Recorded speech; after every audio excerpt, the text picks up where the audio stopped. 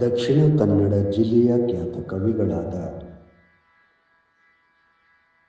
ಸುಜ್ಞಾನಿ doctor Suresh ನಗಳಗುಳಿ ಇವರ ಮುಕ್ತಕ ಸ್ನೇಹಿತ. ಒಂದು ಜೇನಿನ ನೊಣವು ಬಂದು ಮಧುವರಸುವುದು,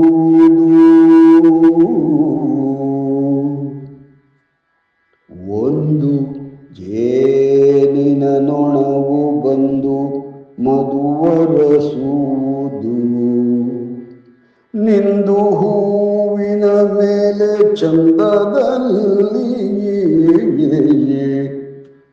ನಿಂದು ಹೂವಿನ ಮೇಲೆ ಚಂದದಲ್ಲಿ, ನಿಂದು ಜೇನೊಣ ರೂಪ ಹೊಂದಿದರು ನೊಣತಾನು ತಿಂದು ಬಿಡುವುದು ಹೊಲಸು, ತಿಂದು ಬಿಡುವುದು ಹೊಲಸು ಧೀರತಮ್ಮ. ನಿಜ ಗುಣವು ಆಗಿಹುದು ಸೂಜಿಯದು ಚುಚ್ಚುವಿಕೆಯೇ, ನಿಜವು ಬದಲಾಗುವುದು ದಾರಯ ಪೋಣಿಸಲು ಪೋಣಿಸಲು.